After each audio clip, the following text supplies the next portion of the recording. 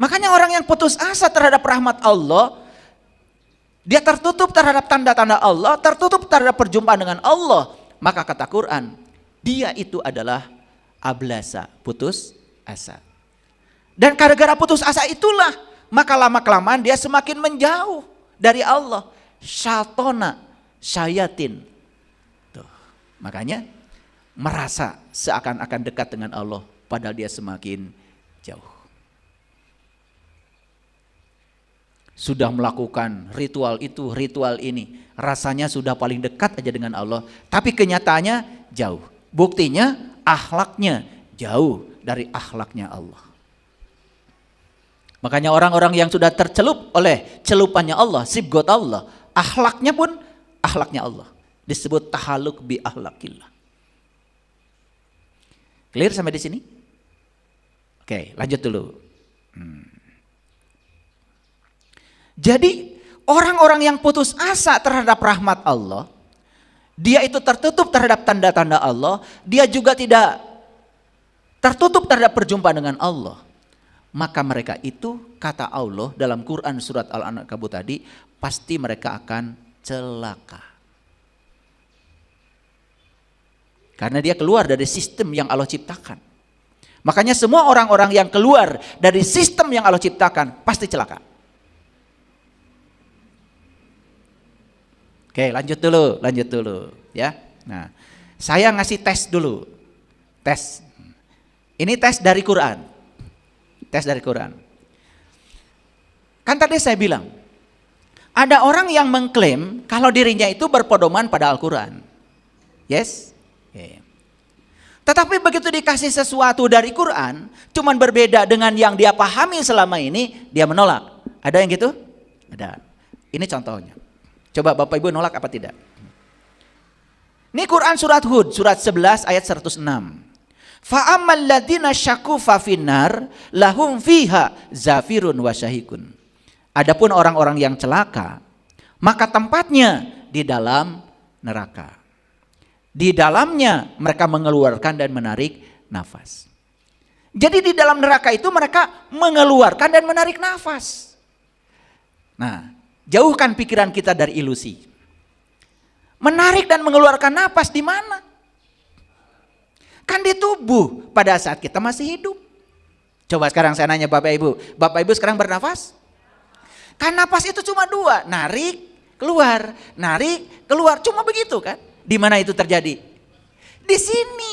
Di sini.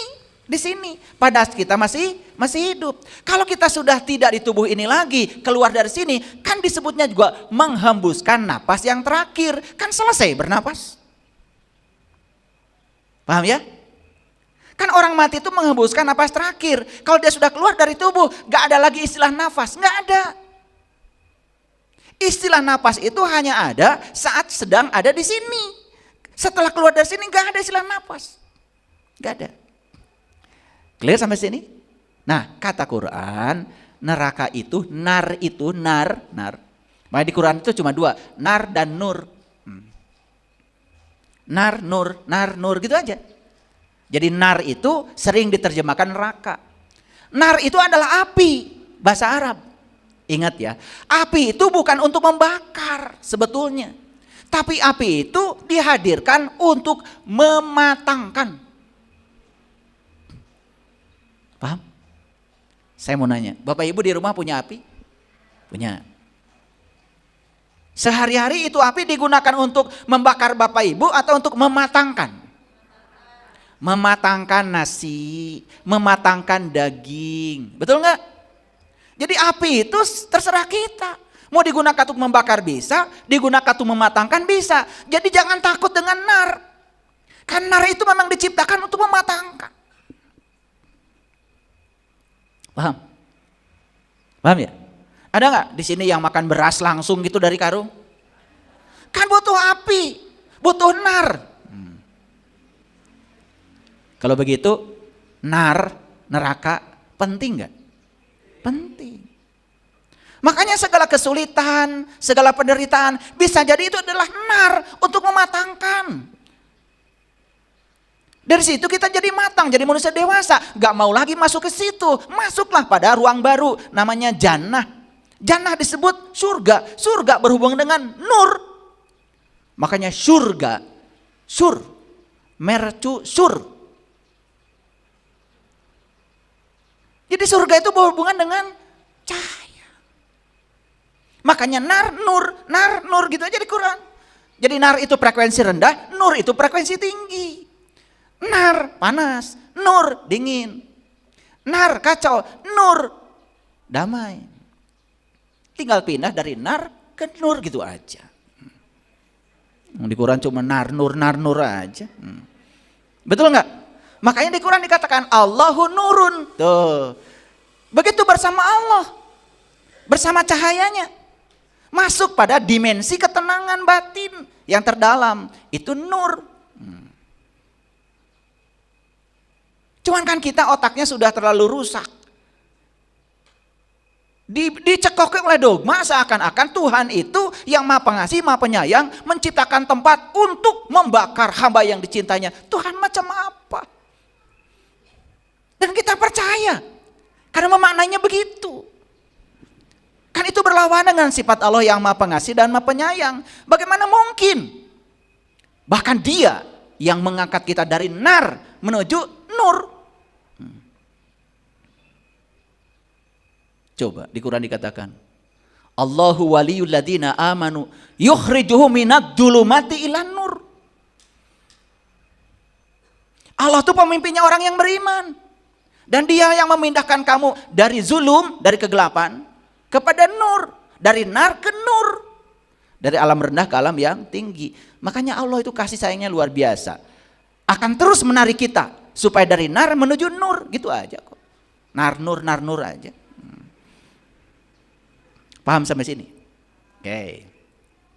Jadi kata Quran, neraka di mana? Tempat di mana kamu masih bernapas, kata Quran. Nerima enggak? Nerima enggak? Itu kata Quran. Kalau enggak nerima, berarti dia siapa tuh? Ablasa.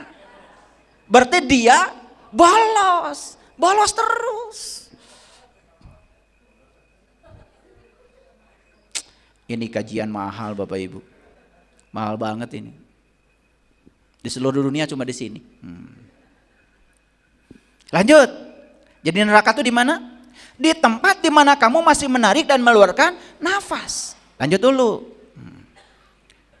Khalidina fiha ma damatis samawati wal ar illa ma syaa rabbuka inna rabbaka fa'alun lima yurid. Kata Quran, mereka kekal di dalamnya selama ada langit dan bumi. Jadi langit dan bumi aja kata Allah masih ada. Sementara kita dari dogma, dari doktrin punya pandangan bahwa neraka itu nanti. Sekarang belum ada. Surga pun nanti. Sekarang belum ada. Sekarang saya mau nanya, itu Nabi Adam diusir dari surga bukan? Lah kalau surganya nanti berarti surga belum ada. Sedangkan Adam aja terusir dari surga. Berarti surganya sudah ada? Lah terusir dari surga masa surganya belum ada? Gimana sih kalian ini?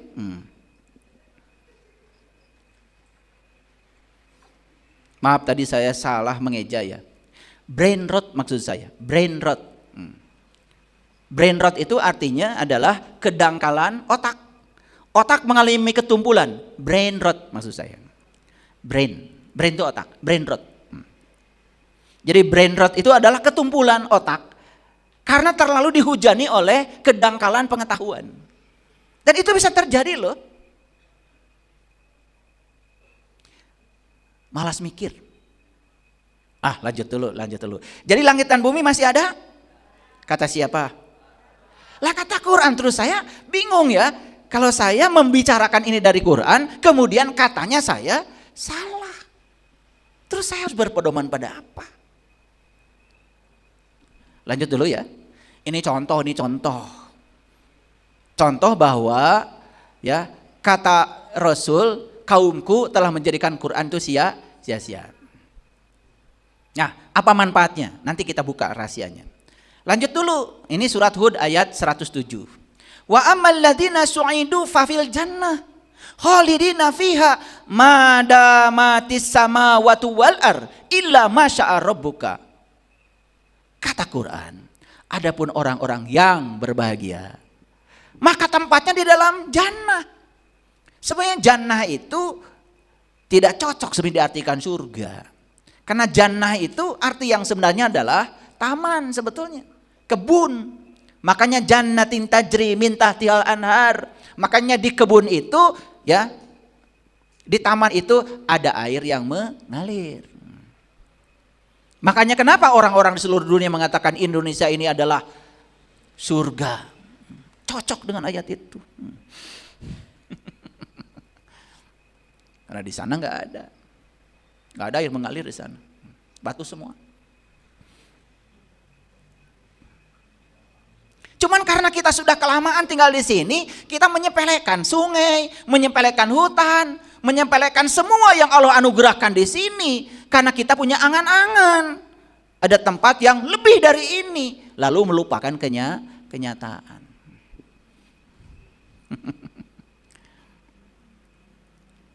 Lalu kata Quran, adapun orang-orang yang berbahagia, maka tempatnya di surga. Mereka kekal di dalamnya selama ada langit dan bumi. Ayo, nolak atau nerima Bapak Ibu? Ini Quran ya, Quran. Nanti baca lagi di rumah. Quran surat Hud. Beda nggak dengan dogma dan doktrin yang selama ini kita terima? Nah, yang benar yang mana? Yang dogma dan doktrin atau yang kata Quran? Saya tunjukkan ayatnya. Ini contoh supaya Quran tidak sia-sia. Yuk kita simpulkan. Jadi kata Quran, neraka dan surga itu tempat di mana kamu masih bernafas. Bahkan langit dan bumi masih ada. Clear sampai sini? Oke. Jadi sebetulnya ini bisa jadi neraka, ini bisa jadi surga. Terserah. Kamu mau tinggal dalam nar atau tinggal dalam nur gitu aja. Tinggal dalam nar, ya sudah alam rendah. Tinggal dalam nur, itu alam tinggi. Makanya kita belajar kesadaran. Kalau tinggal di kesadaran rendah, apapun jadi masalah. Tinggal di kesadaran tinggi, cuek aja. Kan sudah saya jelaskan kemarin, segala penghalang adalah jalan. Justru penghalang jalan bagi orang yang kesadaran tinggi, itu jalan. Udah baca, udah dengar kajian yang kemarin diulang lagi di rumah. Kan sudah disampaikan, itu udah rinci sekali. Penghalang jalan adalah jalan. Terserah kesadaran kita. Bisa jadi nar, bisa jadi nur. Bisa jadi gelap, bisa jadi terang. Bisa jadi matang, bisa jadi tidak matang. Terserah kita. Clear sampai sini? Oke. Pelan-pelan ya ngajinya ini. Kecepatannya diturunkan 5 km per jam. Lanjut. Sekarang saya mau kasih contoh. Ini Quran surat Toha ayat 115. Walaqad ahidna ila Adama. Adam ya, nggak pakai nabi ya. Adam ya. Walaqad ahidna ila Adama min qablu fanasya walam najid lahu ajma. Dan sesungguhnya telah kami perintahkan kepada Adam sebelumnya. Namun ia lupa. Dan tidak kami dapati padanya kemauan yang kuat. Nih udah mulai nih cerita Adam. Makanya saya kasih tahu dulu Bapak Ibu. Ada sosok, ada peran. Apa? Ada sosok, ada peran. Ingat ya. Nah, sosok itu seperti ini contohnya. Ya. Kan presiden kita ganti-ganti tuh. Dulu Pak Karno sosok. Ganti jadi Pak Harto sosok. Betul nggak? Ganti lagi jadi Pak Habibie sosok. Ganti jadi Gus Dur sosok. Ganti jadi Bu Mega sosok. Ganti jadi Pak SBY sosok. Ganti jadi Pak Jokowi sosok. Ganti lagi sekarang Pak Prabowo, semuanya sosok. Kan sosok itu ganti-ganti Bapak Ibu, tapi perannya sama, presiden. Paham ya? Jadi presiden itu adalah peran. Ya. Nah, peran ini bisa diperankan oleh sosok mana saja. Dan pasti sosok berganti-ganti, nggak mungkin itu aja. Sayang sekali kalau kita baca Quran, begitu dengar kata Adam, kita melihat Adam sebagai sosok, bukan sebagai peran. Melihat Musa, sosok bukan sebagai peran. Melihat Isa, sosok bukan sebagai peran. Coba kalau kita melihat buka sedikit, jangan terpaku di sosoknya. Karena sosok itu lewat, ganti-ganti, tidak abadi. Sosok tidak abadi, tapi perannya abadi. Rasul, sosok apa peran? Liar keneh gening. Sakit itu dari tadi saya udah ngomong. Rasul, sosok apa peran? Peran. Makanya Rasul kan zamannya Adam, zamannya Idris, zaman itu kan ganti-ganti sosoknya. Tapi kan kerasulannya kan tetap ada. Paham sampai sini? Oke. Sekarang saya ingin mengajak Bapak Ibu melihat Adam bukan sebagai sosok, tapi sebagai peran. Kalau sebagai peran, masih ada nggak Adam saat ini?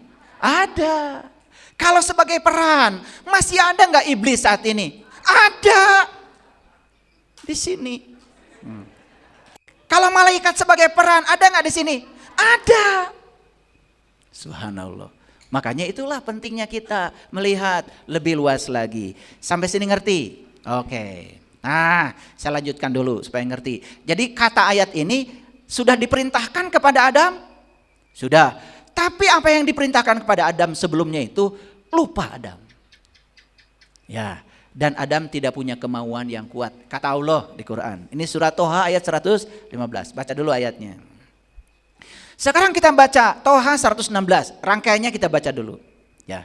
Wa idqulna lil malaikatis judu li adama fasajadu illa iblis. Ya. Dan ketika kami berkata kepada malaikat, kami itu Allah, berkata kepada malaikat. Nah, sekarang saya ajak berbicara lagi. Malaikat yang dimaksud di sini, awas, bukan sebagai sosok, tetapi lebih kepada peran. Supaya dalam konteks kekinian kita ambil maknanya. Sujudlah kamu kepada Adam. Sujud nggak malaikat? Sujud. Maka mereka sujud kecuali iblis yang membangkang. Kan sebetulnya kalau kita sekarang bicara kepada kita nih, yang mana Adam? Perhatikan saya. Adam itu adalah yang awal. Bukan manusia pertama. Yang awal.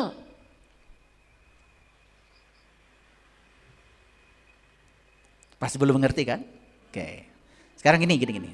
Bapak Ibu kan dulu lahir ke alam dunia. Awal kan? Waktu lahir ke alam dunia, waktu lahir tiba-tiba, ini benar, ini salah. Ada nggak yang lahir begitu? Ini benci, ini suka, ada nggak? Kan waktu lahir itu kamu bisanya cuman menangis saja. Dan waktu menangis kecil, itu nangis bukan karena benci, bukan karena sedih, karena belum ada info apa-apa. Nangisnya itu murni sebagai bahasa komunikasimu kepada orang lain yang dipahami oleh ibumu.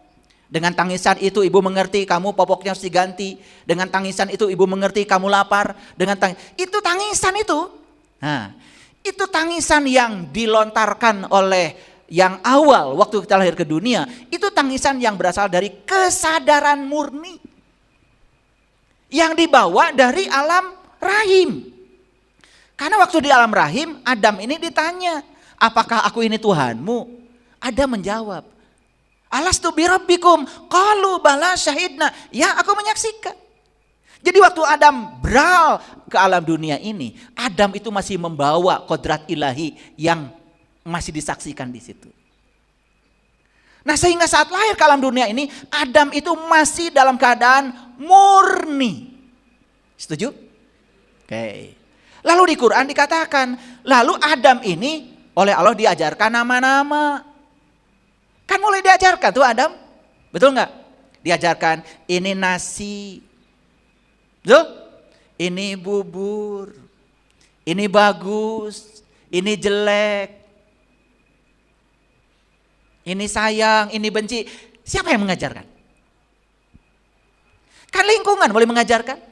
Sehingga setelah diajarkan kepada Adam nama-nama itu, Adam itu jadi punya pengetahuan.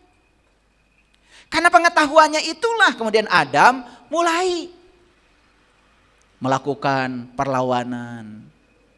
Betul nggak? Mau ini, tidak mau yang itu. Mau baju ini, tidak mau baju yang itu. Setuju? Ini pernah jadi Adam? Pernah? Pahami dengan cerdas ya. Kan sebetulnya kita ini sekarang jadi bukan murni lagi gara-gara terlalu banyak pengetahuan. Betul nggak? Dan pengetahuan itu diproses terus menerus sehingga kita sekarang itu jadi, oh ini orang baik karena punya kriteria, ini orang tidak baik. Kan waktu dulu kalian masih jadi awal pertama manusia lahir ke alam dunia sebagai Adam yang punya kesadaran murni, kalian kan tidak ada penolakan apa-apa. Setuju? Setuju nggak? Nah, pengetahuan yang masuk ke Adam ini, itu yang disebut di Quran buah khuldi. Makanya Adam itu terus menerus makan buah khuldi. Karena Adam bersama-sama dengan Hawa. Siapa Hawa itu? Hawa itu adalah ego. Yang menyertai Adam. Ego itu apa? Ego itu adalah diri palsu yang diciptakan oleh pikiran. Pikiran ciptaan siapa? Ciptaan lingkungan, ciptaan ibu bapaknya. Ciptaan sekolahnya, ciptaan guru-gurunya. Bayangkan sudah banyak yang dicokokin di sini buah holdi. Ditelan tuh buah holdi terus menerus sama Adam. Betul nggak?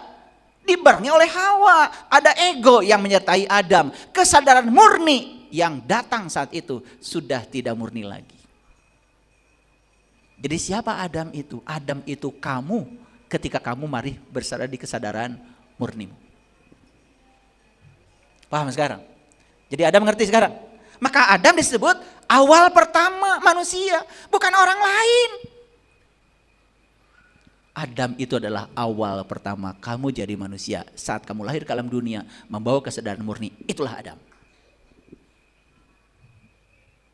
Nah Adam ini makan buah huldi kan setiap hari, betul gak?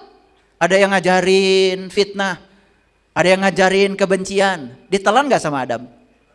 Nah kesadaran murni yang dia miliki, surga yang dia miliki, nur yang dia miliki jatuh menjadi nar. Makanya Adam sering terusir dari surga. Jujur ya, apakah kesadaran murni itu sekarang masih ada Bapak Ibu? Masih ada. Cuman karena suaranya semakin mengecil, Bapak Ibu lebih banyak mendengarkan suara dari pikiran. Pikiran yang didengarkan adalah pikiran palsu yang disebut dengan hawa nafsu. Nah kesadaran murni ini ada, masih ada. Cuman sekarang terbungkus kesadaran murni oleh hawa. Karena terbungkus oleh hawa, maka timbul namanya emosi. Apa emosi? Reaksi kita terhadap peristiwa di luar tergantung pengetahuan dan kesadaran kita. Makanya Hawa disebut pasangan Adam. Bukan istrinya Nabi Adam. Pakai Siti lagi kalian. Lucu aja kalian belajar agama.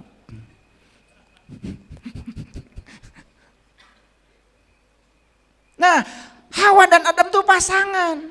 Setiap kesadaran Adam jatuh ada egonya yang menyertai. Jatuh lagi ada egonya. Selalu ada pasangannya. Naik lagi kepada kesadaran yang tinggi, ikut lagi egonya pun yang menyertai kesadaran itu. Makanya selalu menyertai karena dia pasangan. Sekalian nih ya di WA ada yang tanya tentang Adam dan Hawa. Saya selesaikan aja di sini biar nggak usah jawab WA. Repot saya jawabnya. Tuntaskan aja di sini. Ngerti maksud saya? Oke. Jadi yang sujud siapa? Malaikat. Malaikat itu artinya sangat banyak. Ada yang mengatakan malaikat dari kata malak, malak milik. Ada yang mengatakan tekad atau keinginan.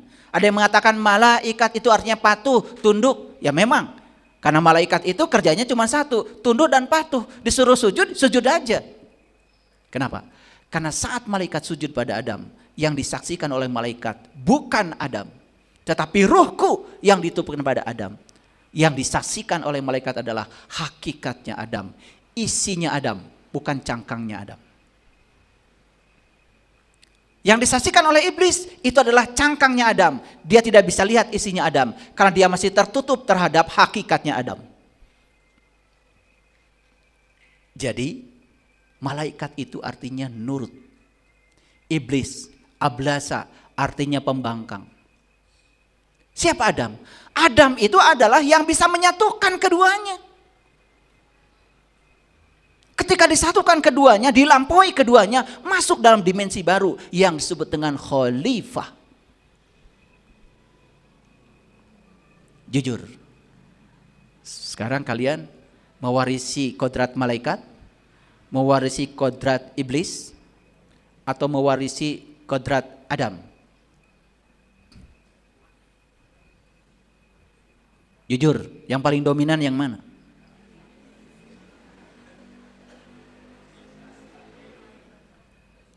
Sudah jadi khalifah belum?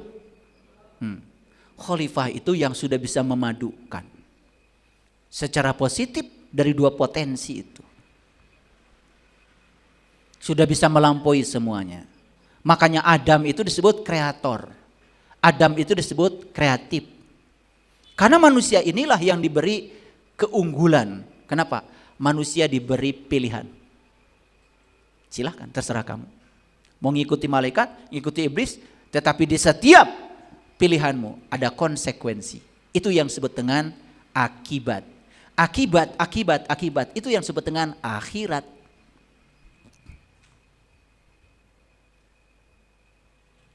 Jadi akhirat itu akhir tina pagawean, akhir dari pekerjaan. Setiap sebab pasti menimbulkan akibat. Akibat itu namanya akhirat. Makanya akhirat disebut terminal terakhir, tapi akhirat juga disebut masa depan. Makanya walal akhiratu khairul laka minal ula. Masa depan itu lebih bagus daripada hari ini. Kalau kita melakukan yang terbaik hari ini. Makanya orang yang melakukan yang terbaik hari ini, beramal hari ini, tidak menyakiti orang lain hari ini, berarti orang ini percaya adanya hari akhirat. Paham ya? Makanya orang yang percaya adanya hari akhirat, hari ini dia melakukan kebaikan terus menerus tanpa batas. Tanpa batas. Karena dia percaya setiap sebab baik akan menghasilkan akibat yang baik. Saya bicara hakikat ya, bicara hakikat nih, bicara hakikat. Jadi tolong dipahami. Karena apa? Kalau kita berbicara Quran, jangan jauh dari diri kita. Makanya kata Quran, Iqra kitabaka kafa binafsika al yauma 'alaika hasiba. Baca kitabmu, baca kitabmu. Semua ada di sini kok. Allahnya di sini lebih dekat daripada urat nadi leher kita. Iblisnya di sini, syaitan di sini, malaikat di sini, iblis di sini. Adam di sini, Hawa juga di sini. Ngerti sekarang? Jadi siapa pasangan Adam? Hawa. Adam apa tadi? Manusia yang memiliki kesadaran murni. Tetapi karena kesadaran ini kemudian terus menerus, di surga ini terus menerus ditawari buah huldi, dan kita telan terus buah huldi. Ada info masuk yang buruk, telan. Orang lain ngomongin kita, telan. Orang lain mitnah kita, telan. Apa yang terjadi? Langsung jatuh kesadaran kita. Diobok-obok sama ego. Diobok-obok sama diri palsu. Makin jadi. Maka terusirlah Adam dan Hawa dari nur masuk ke dalam nar. Jadi terusir dari alam yang tinggi ke alam yang rendah. Coba kita praktekkan sekarang.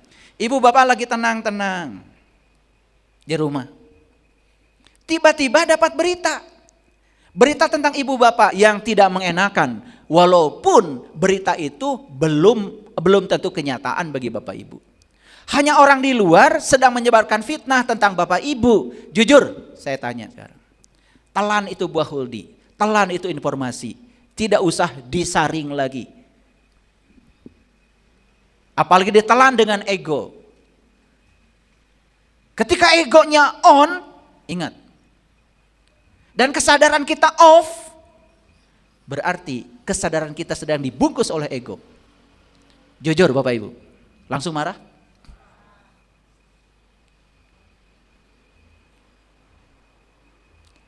Kedamaian langsung hilang. Ketentraman batin langsung hilang. Langsung pengen pergi, ngontrol. Wajah ibu bapak berubah, jadi monyong. Hormon-hormon di tubuh kita berubah. Hormon di tubuh kita langsung. Yang keluar itu hormon-hormon kortisol, serem. Kata-kata yang keluar mengerikan. Dada panas, jantung berdebar-debar. Nar apa nur itu? Nar. Lagi tenang-tenang tadi. Coba Bapak Ibu, kalau Quran dipahami secara kontekstual, konseptual, di sini saat ini sekarang, apakah Al-Quran memberi manfaat? Sekarang pahami Al-Quran seperti yang dogma. Surga nanti, neraka nanti, semuanya nanti. Kalau enggak nanti dulu. Oh dulu Musa minta ketemu Tuhan, dulu. Terus kapan kamu mau jadi Musa? Kan kita udah tahu, Musa itu tadi kan bukan sosok. Musa itu peran. Kapan kamu mau jadi Musa? Kapan mau jadi Isa? Kapan kamu jadi Muhammad? Kapan kamu jadi Ibrahim? Kapan kamu jadi Ismail? Kapan kamu menjadi Nuh? Kapan kamu jadi Idris? Kapan kamu jadi Yusuf? Kapan? Mau kapan? Hanya mengulang-ulang nama Nabi dulu? Dihafalkan cangkem sebagai sejarah? Lulus pelajaran agama? Manfaatnya buat apa? Hidup itu di sini, saat ini, sekarang. Makanya begitu kita menarik ke dalam, oh ternyata percakapan yang di Quran tentang Allah, malaikat, iblis, Adam, Hawa, setan. Semua percakapan yang terjadi dalam kehidupan saya saat ini. Saya sering terusir dari tempat yang damai, dari frekuensi yang tinggi, jatuh ke frekuensi yang rendah. Itulah saya. Dikritik sedikit aja sama pasangan, langsung marah. Kenapa? Karena sudah ada pengetahuan di sini. Sudah memakan buah holdi, sudah ada ukuran. Padahal, apapun yang dikatakan orang, semuanya hanya bunyi, semuanya netral. Dan kita marah karena kita memberi makna pada yang dikatakan mereka itu. Kita yang memberi makna dengan pengetahuan yang masuk ke dalam diri kita. Salahmu sendiri makan buah holdi. Itu sebabnya hadirin. Hati-hati. Kalian itu buka TikTok, buka YouTube, apa aja didengar. Jangan boros-boros energi, jangan boros-boros umur, sayang. Masa kita mau mati dalam keadaan begitu? Mati dalam keadaan malaikat kita, kesadaran kita, Adam kita ini sedang dikendalikan oleh Hawa, oleh ego. Ditutup rapat.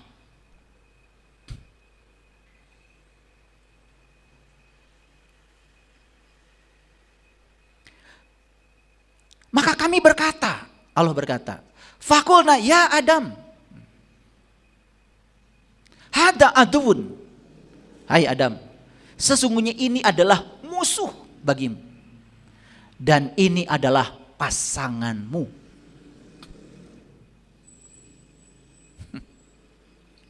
Jadi, di setiap kesadaran Adam itu selalu ada ego yang menyertainya.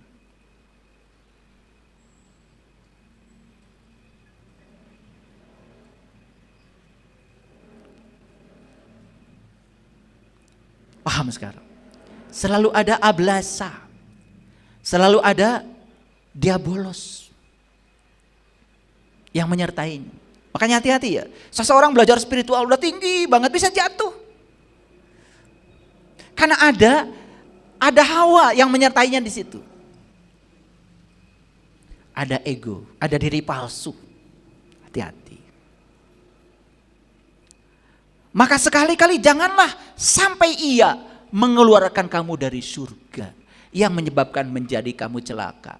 Kan kita keluar dari surga itu bukan keluar dari tubuh ini, bukan. Kita tetap di sini, cuman kesadaran kita turun. Berarti surga bukan masalah geografis, surga itu masalah psikologis.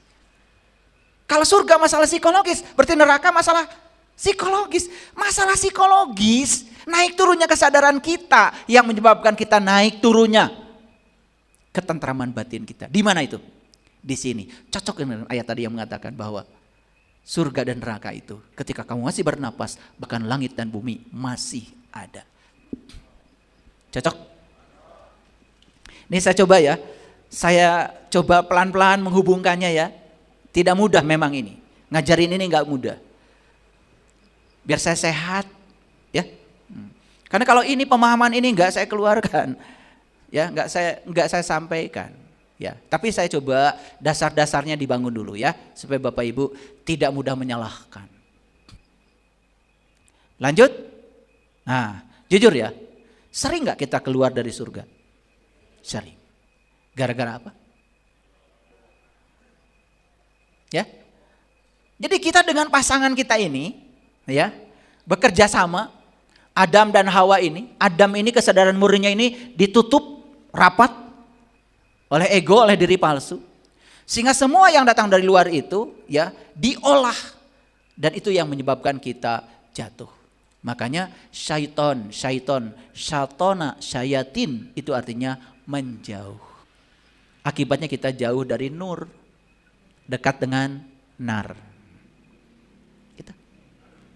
Paham ya? Oke, lanjut. Sesungguhnya kamu tidak akan kelaparan di dalamnya dan tidak akan telanjang. Ini kalau kelaparan di sini menyangkut urusan pangan. Tidak telanjang berarti urusan pangan. Jadi harusnya kalau kita semua hidup dalam sistemnya Allah, kita hidup di mana hidup dikendalikan oleh kesadaran murni kita. Dan kita bisa mengendalikan ego kita. Adamnya itu bisa mengendalikan Hawa, bisa mengendalikan pasangannya. Sehingga tidak masuk iblis, tidak masuk syaitan. Harusnya kamu itu sejahtera. Lahir batin. Sandang pangan. Harusnya begitu. Saya sering mengatakan, harusnya kita belajar agama kalau benar ya, harusnya kita sejahtera lahir dan batin. Coba, ada orang dikeluarkan dari perusahaan karena dia tidak jujur. Kan sebenarnya ketika dia tidak jujur, karena dia sedang dijauhkan kan oleh syayatin, oleh syaiton, syatona. Makanya orang Sunda makan bilang sato mana? Sato. Itu dari syaiton. Karena segala hal yang menjauhkan kita dari kemurnian jiwa kita itu adalah syatona. Jadi syato itu, syaiton itu artinya adalah sifatnya dari iblis tadi, dari ablasa, dari diabolos.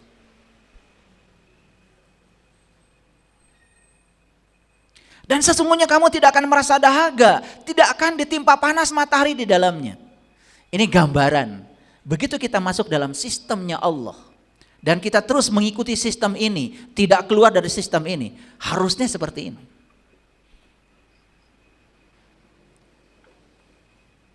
Lalu di Quran surat 120 selanjutnya, kemudian syaitan membisikkan pikiran jahat. Pawaswasa ilaihi syaitan. Kemudian syaitan membisikkan pikiran jahat. Maaf ya, suka ada yang membisik ke sini. Nggak ada suaranya, nggak keras, ya, nggak keras. Tetapi didengar nggak bisikan itu? Dengar. Kamu dihina orang diam aja. Ada nggak yang bilang begitu? Lawan. Ini soal harga diri nih. Laporkan ke polisi. Tuntut di pengadilan. Membara tuh. Nar apa nur? Nar. Jadi memang dalam diri kita ini sudah ada api kecil. Cuman apinya masih kecil. Cuma karena diizinkan bahan bakarnya masuk, jadi aja apinya makin membesar. Akibatnya kalau apinya terlalu besar, nar ini bukan untuk mematangkan, menggosongkan. Betul gak? Kalian kalau masak, apinya besar apa kecil? Coba apinya sekali aja dari tabung dibakar, hancur masakan, betul gak? Tapi dengan api yang teratur, matang. Makanya kita harus bisa mengendalikan nar. Karena nar itu bisa mematangkan. Tidak semua yang kita sebut buruk di semesta ini buruk. Kalau kita bisa mengendalikannya, malah itu bisa mematangkan. Gak apa-apa sadina orang, kendalikan pikiranmu. Kendalikan perasaanmu, kendalikan sikapmu. Gak apa-apa. Toh hinaan dia, hitung-hitung kritik untuk membuat saya tambah baik. Tuh. Jadi apinya dikecilkan. Jadi tidak menggosongkan. Sehingga nar itu tidak menggosongkan. Tapi nar itu malah justru mematangkan. Jujur ya, nih bagi kalian, kalau kalian ada nar, menggosongkan atau mematangkan? Ya kan jadi gosong kayak gini. Dan lucunya kalian sering mengambil keputusan di saat sedang berada di nar. Makanya segala keputusan yang berasal dari kemarahanmu akan berakhir dengan rasa malu. Marah dengan pasangan. Sudah, kita pisah aja. Gak mikir anak. Gak mikir masa depan anak. Yang penting saat itu puas. Tuh. Ablasa. Syaitan. Jadi kita dijauhkan dari sistemnya Allah. Dijauhkan dari kesadaran yang murni itu. Nah, itulah pentingnya Bapak Ibu, kembali. Untuk kembali maka kita harus kenal jati diri. Oh, ternyata sudah ada ya info tadi. Ternyata diri kita ini adalah biofoton. Kita ini makhluk cahaya, bukan makhluk nar. Bukan makhluk api. Sebenarnya cahaya dengan api itu kan saudaraan. Malah api itu kan sumbernya cahaya. Cuman kalau dekat dengan sumbernya kan jadi terbakar. Betul nggak? Kalau kalian dekat matahari, hancur. Karena jauh dari matahari jadi manfaat. Matahari bisa diolah ya sinarnya untuk proses fotosintesa. Itu aja udah cukup ya sebagai contoh. Lanjut. Ya. Hai Adam, maukah saya tunjukkan kepada kamu pohon khuldi dan kerajaan yang tidak akan binasa? Kerajaan yang tidak akan binasa itu artinya apa? Zona nyaman. Kalian kan senangnya di zona nyaman, betul nggak? Tidak mau berubah kayak patung. Kan itu, tidak siap dengan perubahan, kan itu. Makanya ingin mempertahankan kerajaan. Coba lihat tuh ya, orang yang menderita. Baru aja dilantik jadi gubernur, sudah mikirkan 2 periode, menderita. Bukan memikirkan janji saya yang kemarin gimana caranya supaya segera direalisasikan. Kan janji itu berat itu. Paham maksud saya? Oke. Jadi yang ditawarkan tuh 2. Hei Adam, maukah saya tunjukkan kepada kamu satu pohon kuldi yang akan menghasilkan buah kuldi? Tadi segala pengetahuan, segala informasi, ada buahnya, ada sumbernya. Yang kedua adalah kerajaan yang tidak akan pernah binasa. Nih saya kasih tahu. Bapak Ibu siap-siap aja dengan perubahan. Tapi Bapak Ibu begitu menyiapkan diri hanya di zona nyaman, tidak siap perubahan. Padahal perubahan itu hukum alam dan pasti terjadi.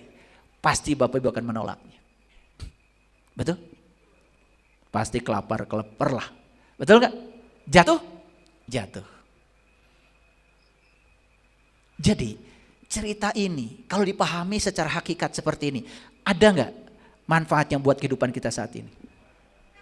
Ada? Coba Bapak Ibu tahu ceritanya kan tentang ini? Oh dulu malaikat dan iblis disuruh sujud pada Adam. Ceritakan sama anak. Anaknya nanti cerita lagi pada anaknya. Dulu. Nah anaknya yang sudah punya anak. Kan anakan lagi. Gitu. Diceritakan lagi. Oh dulu. Jadi Quran tuh kalau nggak dulu, ya ntar. Padahal hidup itu di sini, saat ini, sekarang. Makanya kita melupakan saat ini. Berkah saat ini hampir tidak kita sentuh. Ngerti ayat ini? Oke, jadi yang tawarkan berapa? 2 ya, pohon huldi dan kerajaan. Banyak tawaran begitu dalam hidup? Ya, pokoknya kamu kalau berguru dengan saya gak akan miskin selama-lamanya. Daftar gak besok-besok sama saya? Pasti. Tapi kalau saya bilang, berguru dengan saya akan menyiapkan ruang dalam dirimu supaya kamu bisa menerima apapun yang tidak kamu sukai dalam hidup. Itu pelajaran dari saya. Saya akan menyediakan ruang dalam otakmu itu, dalam pikiranmu itu, supaya kamu bisa menerima yang kamu tidak suka dalam hidup. Sebab di balik yang tidak suka itu, Allah sedang menunggu kamu. Kalau saya bilang begitu, pasti pada hilang. Gak ada yang daftar. Betul gak? Kalau saya bilang, saya bisa ngajarin kalian supaya tetap jadi pejabat sampai kiamat. Banyak yang daftar sama saya. Pasti banyak. Dan saya sampai hari ini tidak pernah menawarkan apa-apa, kecuali menyampaikan pada Bapak Ibu bahwa hidup adalah perubahan. Bahwa hidup adalah ketidakpastian. Makanya saya justru mengajarkan siapkan diri menghadapi ketidakpastian itu. Saya tidak pernah menawarkan seperti iblis, seperti setan. Pokoknya aku akan tawarkan kepada kamu kerajaan yang kamu tidak akan pernah runtuh. Ayat 121. Maka keduanya memakan dari buah pohon itu. Lalu nampaklah bagi keduanya aurat-auratnya, dan mulailah keduanya menutupinya dengan daun-daun surga. Dan durhakalah Adam kepada Tuhan, dan sesatlah dia. Aurat apa? Aurat ini berhubungan dengan aib. Aurat ini berhubungan dengan jatuhnya harga diri. Begitu seseorang itu memakan buah huldi, dan dia telan buah huldi itu, dia turun dari nur ke nar, dia turun dari alam tinggi ke alam rendah. Misalnya melakukan kejahatan, melanggar kemanusiaan, melakukan korupsi. Lihat auratnya, terbuka, terbuka, terbuka. Dibuka sama media sosial semuanya, dihabisi sama media sosial semuanya. Jatuh, gak ada harganya lagi. Makanya begitu auratnya sudah terbuka, ingin ditutupi lagi auratnya, aib-aibnya. Gimana caranya? Dia ngambil lagi daun-daun surga pelan-pelan untuk menutupi auratnya. Maka dia mencoba melakukan recovery ulang. Capek hidup kayak gitu. Coba lihat Bapak Ibu, cuman senggol-senggolan di jalan, kemudian bunuh orang, belasan tahun tinggal di penjara. Diberitakan kemana-mana auratnya, diberitakan kemana aib-aibnya, disebarkan secara luas. Dan semua televisi, media sosial menyebarkannya. Disebut viral.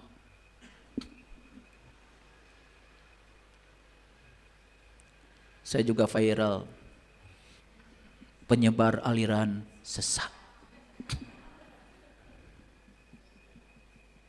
Saya tidak takut dan saya tidak malu. Karena saya tidak melakukan kejahatan. Saya bukan koruptor, saya bukan penjahat, saya tidak merugikan banyak orang. Dan justru lewat kajian-kajian ini, banyak orang-orang yang tersadarkan, tercerahkan, mereka yang mau. Saya tidak akan berhenti. Saya akan terus melakukan ini. Ini kebenaran. Sekarang saya tanya Bapak Ibu, pahami percakapan Allah, Adam, malaikat dan iblis seperti cerita sastra. Percakapan seperti cerita sastra dalam sejarah.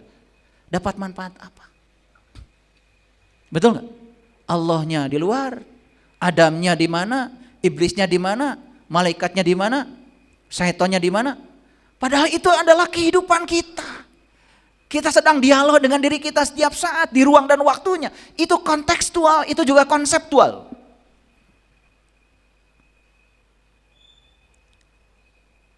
Makanya jangan sampai kita mengalami brain rot tadi. Brain rot. Brain kita, otak kita terpapar oleh kedangkalan pengetahuan. Sehingga kita tidak bisa berpikir kritis lagi, tidak bisa berpikir kreatif lagi. Jujur, apakah Adam ini, kesadaran murni pada diri ini, sering jatuh? Sekarang mengerti? Ya. Jatuh dengan pasangannya. Yuk sekarang kita kembali. Makanya di dalam Quran, summajtabahu, Summa jatabahu rabbuhu. Kemudian Tuhannya memilihnya. Kembali kepadanya. Fataba alaihi wahada. Dan mendapatkan petunjuk. Gak apa-apa Bapak Ibu, gak apa-apa. Kalau Adam ini pernah jatuh, terusir dari surga, terusir dari nur menjadi nar. Gak apa-apa, sepanjang nar itu bukan untuk menggosongkan, sepanjang nar itu untuk mematangkan. Apinya kita kendalikan. Kalau dikendalikan kan masakan kita jadi enak. Goreng ikan enak, goreng pindang enak, semur jengkol jadi enak. Betul? Semua jadi matang, semuanya jadi sempurna. Kalau nar itu adalah cara semesta untuk mematangkan kita, nggak apa-apa. Kadang-kadang kita harus diajarkan lewat kesalahan untuk menemukan kebenaran. Tetapi kata ayat ini, summa jatabahu rabbuhu. Kemudian Tuhan yang memilihnya, fataba, kembali kepadanya. Fataba alaihi wahada, dan mendapatkan petunjuk. Itulah endingnya, akhirnya dari Adam. Dia pulang. Dia kembali kepada kesadaran murni itu. Untuk memenuhi ayat innalillahi wa inna ilaihi raji'un. Gak apa-apa proses hidup kita seperti itu. Gak apa-apa. Paham Bapak Ibu? Lalu Allah berfirman, turunlah kamu berdua dari surga bersama-sama. Sebagian kamu menjadi musuh bagi sebagian yang lain. Maka jika datang kepadamu petunjuk dariku, awas, akan datang petunjuk dariku. Lalu barang siapa yang mengikuti petunjukku, ia tidak akan sesat dan tidak akan celaka. Jadi maksudnya, yuk kembali kepada sistem awal, sistemnya Allah. Dengarkan suara kebenaran dari dalam dirimu, supaya kesadaran murnimu tidak dikelabui oleh hawa, oleh diri palsu. Keren gak Bapak Ibu kalau Quran dipahami kayak gini? Keren gak? Terasa gak manfaatnya sekarang? Terasa. Ya, di mana dialog itu? Hebat. Perang Bartayuda, ada peran-peran, ada Arjuna, ada Nakula, ada Sadewa, ada Yudhistira, ada Bima. Itu semua itu adalah cerita di dalam diri kita. Ada Duryodhana peran itu. Ada Guru Bisma, ada Guru Dorna. Tapi di dalam diri kita juga ada Krishna yang suka mengingatkan tentang kebenaran itu. Tapi kita kadang-kadang dengar Dorna, dengan Guru Bisma, dengar Duryodhana. Ya, suara Krishna begitu jelas di dalam sini, gak mau kita dengar. Yuk sekarang, kalau kamu masih mau kembali kepadaku, kata Allah, kembalilah.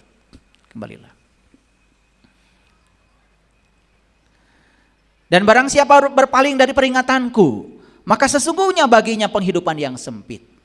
Ini Toha 124. Ya, jadi ini berurutan ya Bapak Ibu tadi, surat Toha dari 115 terus. Ya, ini kita udah masuk di 124. Dan barang siapa berpaling dari peringatanku, maka sesungguhnya baginya penghidupan yang sempit. Dan kami akan menghimpunkannya pada hari kebangkitan dalam keadaan buta. Hidupnya sempit. Jadi sekarang mohon maaf, kenapa ya hidup saya sempit, pikiran sempit, pengetahuan sempit, ekonomi sempit, hubungan sosial sempit, pertemanan sempit. Siapa yang bikin kesempitan itu? Terlalu banyak makan buah khuldi. Itu aja. Ya, oke. Nah, kita sekarang hidup di dunia dengan laju perubahan yang sangat cepat, setuju? Barangkali Bapak Ibu baru saja beli HP baru, sudah ada generasi lebih baru lagi. Baru saja beli laptop baru, sudah ada generasi baru lagi. Itu dalam sisi perubahan teknologi. Apalagi perubahan dalam sisi kehidupan, perubahan dalam cara berpikir, dalam budaya, dalam tradisi. Karena arus globalisasi tidak bisa dihentikan lagi. Laju perubahan tidak bisa kita kendalikan. Satu-satunya cara yang paling cerdas, yang paling jenius apa? Kita adaptif terhadap perubahan itu. Karena manusia yang akan hidup adalah mereka yang adaptif terhadap perubahan, bukan yang kuat. Yang jenius. Makanya jenius dari kata jin. Kalau jin dalam diri kita itu, energi dalam diri kita yang tersembunyi itu, kita latih untuk hal yang positif. Jadi jenius.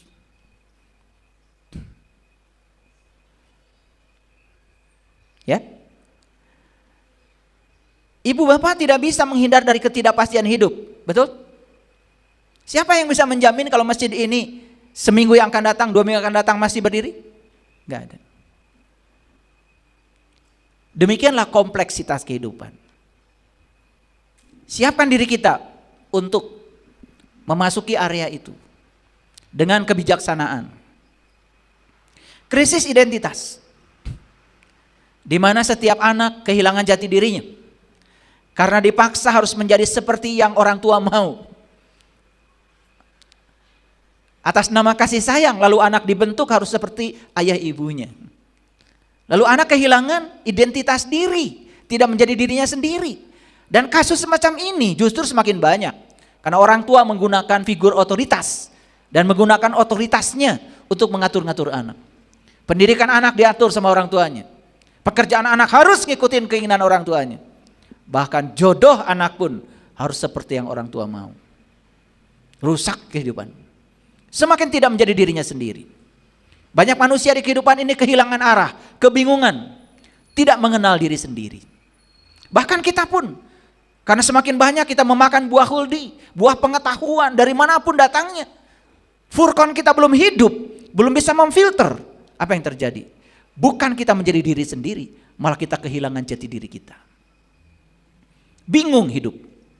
Makanya sampai diceritakan di dalam Quran surat Ad-Duha, wad-duha wal-laili idza saja ma waddaka rabbuka wa ma qala walal akhiratu khairul laka minal ula wala saufa yu'tika rabbuka fatarda.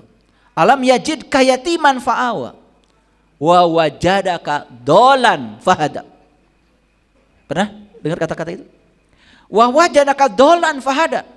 Kamu saat itu sedang dolan, bingung, tersesat, kehilangan jati diri. Fahada.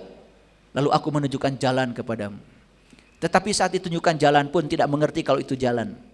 Karena kita mengira jalan itu kosong. Padahal jalan kita justru penghalang jalan.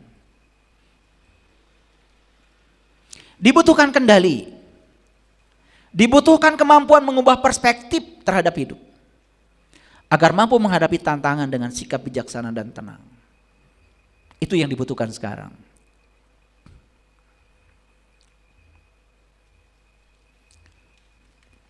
Dibutuhkan kemampuan untuk fokus pada hal-hal yang dapat dikendalikan. Ingat Bapak Ibu. Jangan berfokus pada hal-hal yang tidak bisa dikendalikan. Fokus saja pada hal yang bisa dikendalikan. Yang bisa dikendalikan itu pikiran kita, perasaan kita, dan sikap kita. Orang di sekitar kita pun tidak bisa kita kendalikan. Begitu kita berfokus pada hal yang tidak bisa kita kendalikan dan kita mencoba mengendalikan sesuatu yang jelas-jelas tidak bisa dikendalikan, siap-siap menderita. Hindari kecemasan terhadap hal-hal yang tidak bisa dikendalikan. Maaf, cemas. Padahal yang kita cemaskan itu adalah hal yang tidak bisa dikendalikan. Itulah yang disebut dengan penderitaan yang ilusi. Fokus pada hal-hal yang dapat kita kontrol. Itulah fondasi ketenangan batin kita.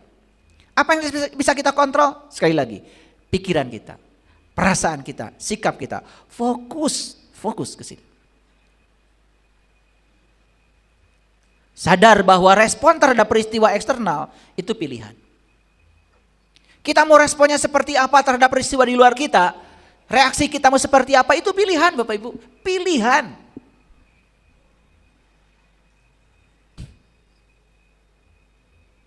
Ya saya semua. Ini HP saya sedang saya pegang. Bisa jatuh nggak HP ini? Kenapa jatuh? Kalau saya lepaskan. Nah saya bisa pegang, bisa saya lepaskan, itu pilihan. Pilihan. Tapi begitu saya lepaskan, hukum alam juga bekerja. HP ini pasti jatuh ke bawah, tidak mungkin jatuh ke atas. Karena di sini ada hukum gravitasi. Dan hukum gravitasi ini kenikmatan Allah yang luar biasa. Gak kebayang kalau gak ada gravitasi. Kita pipis takut. Berak takut. Minum kopi gak berhasil. Sampai orang di luar angkasa itu di daerah yang non gravitasi, untuk minum kopi aja harus menciptakan gelas anti gravitasi. Pasti mahal itu. Dan selama ini kita hidup di sini tenang-tenang aja karena kita tidak berpikir.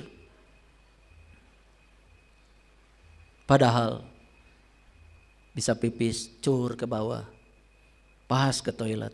Alhamdulillah, terima kasih gravitasi. Pernah begitu? Jauh-jauhan.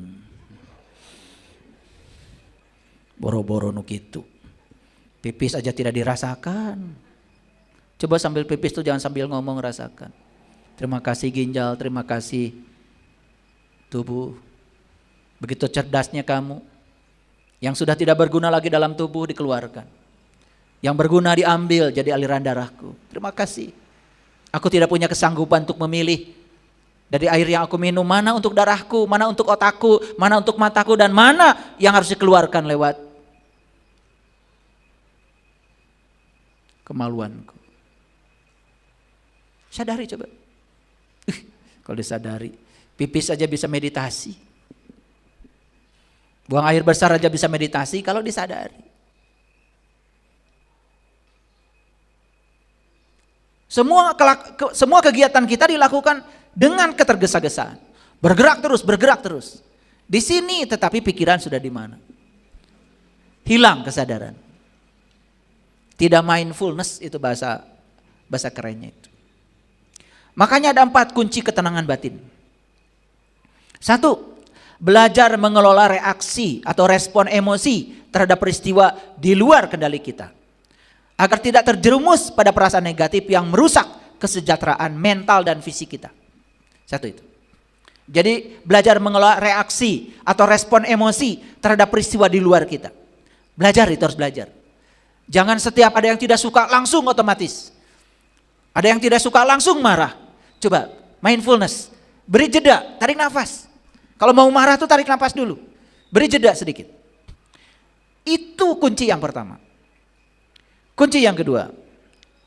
Belajar merenungkan pengaruh tindakan dan sikap hidup sehari-hari terhadap diri sendiri dan orang lain.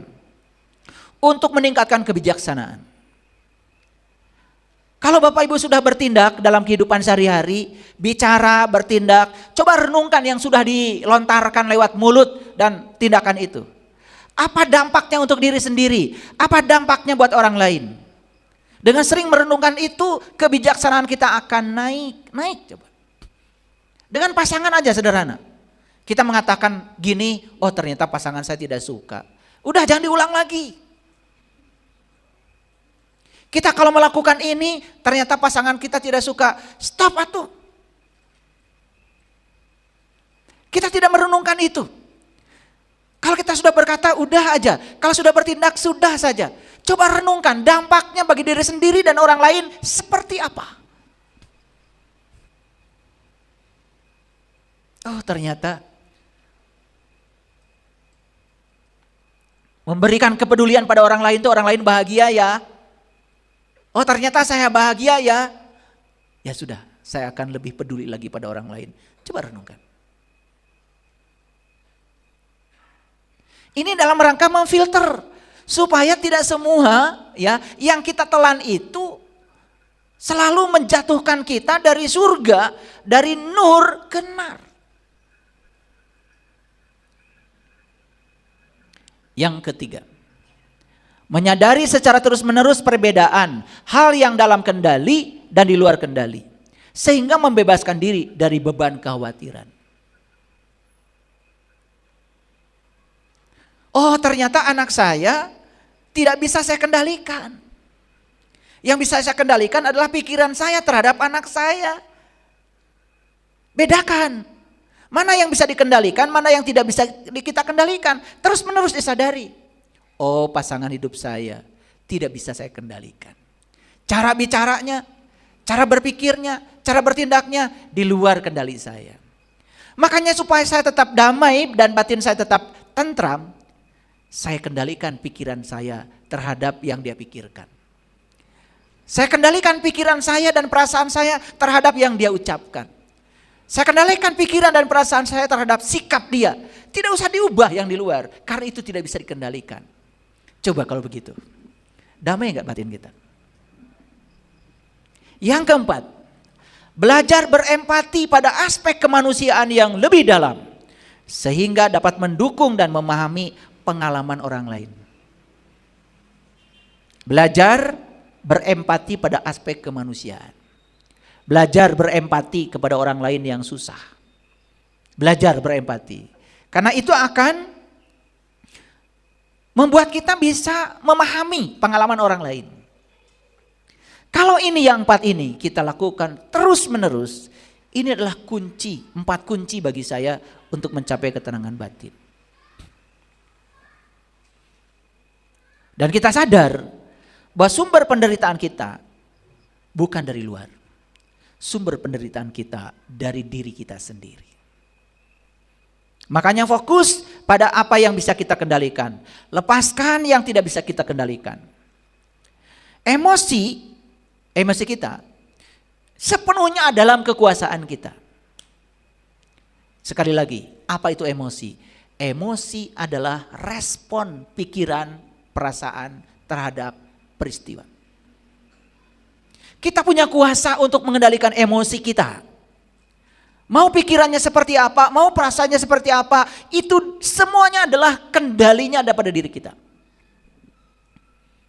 Satu-satunya yang benar-benar kita miliki adalah reaksi kita terhadap peristiwa. Betul? Ada yang bisa mengendalikan peristiwa? Tidak ada. Tetapi reaksi kita terhadap peristiwa semua milik kita. Itu milik kita. Mau bereaksi seperti apa, itu sepenuhnya milik kita. Dari mana sumber penderitaan? Sumber penderitaan datang dari menolak kenyataan. Bukan dari kenyataan itu sendiri. Ulangi ya. Sumber penderitaan dari mana? Dari penolakan terhadap kenyataan. Bukan dari kenyataannya. Ada orang yang ditinggalkan oleh pasangan. Gak apa-apa. Tetapi menolak. Itu jadi apa-apa. Kenyataannya tidak apa-apa. Tetapi penolakan terhadap kenyataan menjadi apa-apa. Karena menolak, jadi uring-uringan, jadi sedih, jadi itu, terus didramatisir.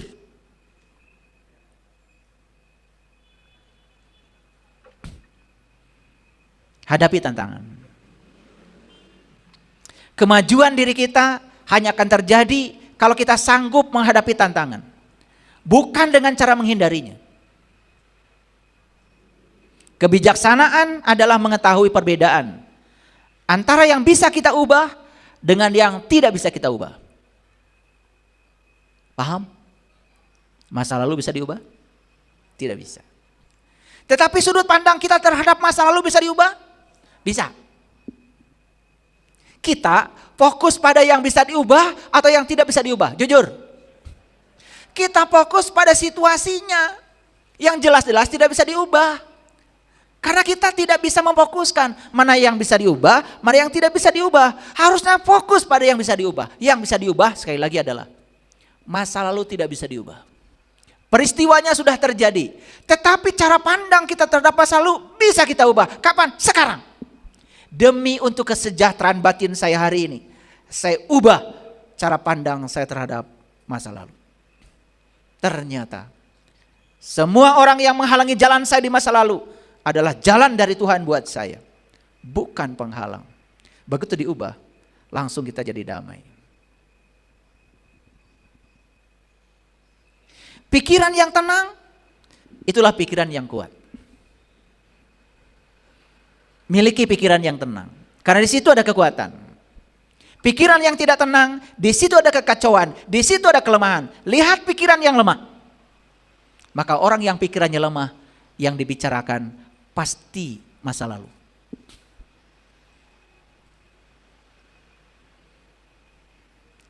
Orang yang pikirannya kuat, yang dibicarakan adalah ide-ide, gagasan-gagasan yang bisa dilakukan hari ini, yang bisa memperbaiki kehidupan dia hari ini dan ke depan. Hadirin, setiap momen adalah kesempatan untuk memperbaiki diri. Saat ini momen bukan? Momen. Bersyukur gak Bapak Ibu hari ini bisa bangun? Bersyukur gak hari ini punya hari baru? Bersyukur gak hari ini punya kesempatan baru? Untuk apa? Ingat, semua kesempatan yang Allah berikan untuk memperbaiki diri. Makanya walal akhiratu khairul laka minal ula. Akhirat itu adalah masa depan. Dan masa depan yang menentukan adalah hari ini.